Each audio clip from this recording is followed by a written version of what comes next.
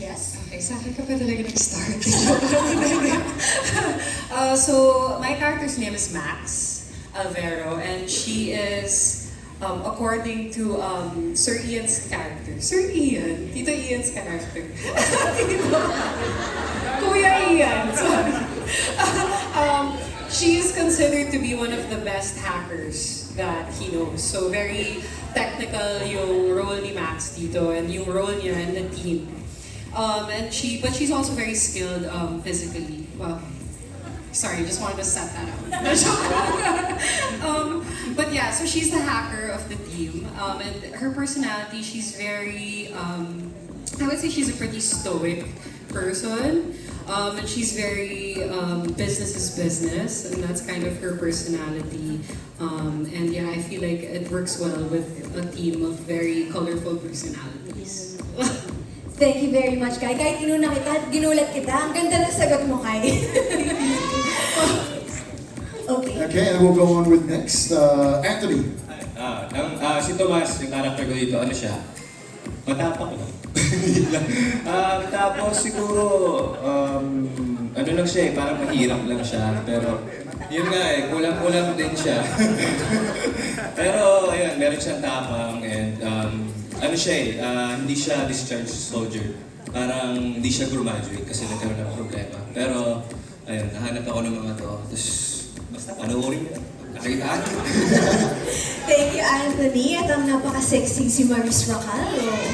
Hindi kasi pagdating ko dito na ano ako sa gate. At sumabit! Ano punit? Yung pala yun, guys. Yung pala. Ano hindi po sa CCTV. Hindi ko nga din alam ba't ko ito sinuwapin.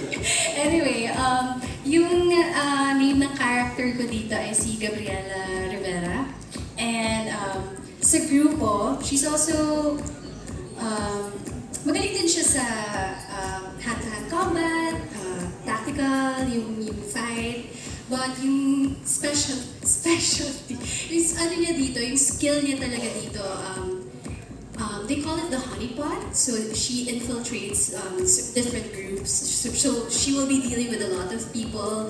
She's a shapeshifter-ish, and she speaks a lot of different languages. One of the brains. So she's a spy. Spy? Yeah, No? she's a spy of the group. Yes. Well, yeah. Yun ang sabi ko pa ngayon. Yeah. Thank you so Thank much. you, Maris. Okay, next we have Baron. Yeah, hello. Pumiyak ka. Hello.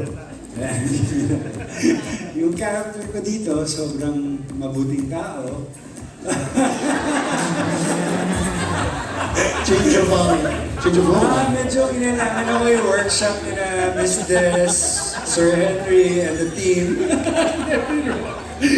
Hindi, bumagay naman kasi sa character ko, yung pangalan niya is Miguel Texon.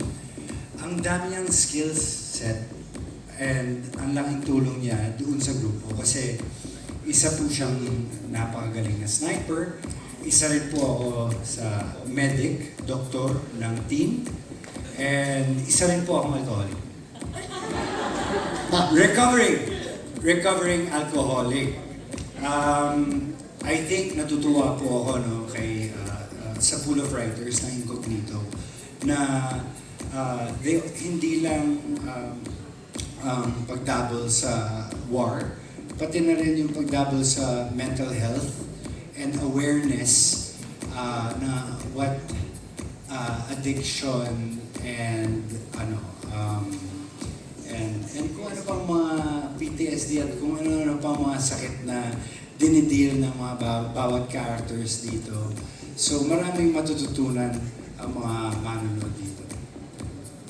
So aside from the action, no, meron pang ibang mapupulot ang ating mga kapamilya pag nanood sila ng Incognito. That's exactly right. Okay, now let's go to Ian Veneracion. Ako naman po, ang character ko dito, ako yung pinakabunso. So si Kuya DJ at si Kuya Charge. I play the role of Greg Paterno. And he has a long history of military service, has worked overseas. And he's a tactician, he's a planner. And siya yung nakikipag-negotiate for the whole team. And then siya rin ang nagbe-brief kung ano yung situation, anong gagawin.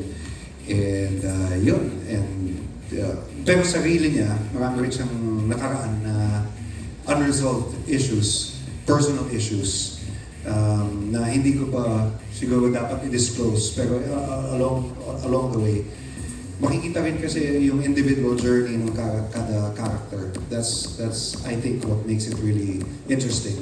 Hindi lang siya action na barilan no. It's 7 different characters and different phases in their journey. Tapos nagtatagpo-tagpo sila. So minsan maganda yung minsan swak yung dynamics. Minsan may tension between characters. So it's really interesting. So may depth din yung characters nila. But ako, I also want to ask, kasi fan talaga ako ni Ian Brennan. We know that you fly also, di ba? You're a pilot. So magagamit niyo ba yun dito? Lahat ng skills namin, lahat siguro, nagagamit namin dito. Ooh, exciting. Very excited. Sa trailer pa lang, di ba? That's a good teaser pa lang. Maganda din siya dito. Alright, next we'll have Richard. Yes, ako dito si Jose Bonifacio, discharged ex-Navy SEAL. Very competitive, very competent, mission-based yung objective lagi ni JB dito. Isa sa mga main objectives niya ay makabalik sa military. And I also come from a family of military men. So, ayun, exciting. Ma-action yung character. And now let's have Daniel Padilla. Andres Malvar, Dugong Igorot, Makatao, at Discharged Scout Ranger. Yun ang muna. Short but sweet, oo. Pero tama ngayon, para talagang we're left wanting for more, di ba? Sa January na po yan, mga kapamilya. At ngayon, ito na, itatanong na rin natin yung mga iba pang mga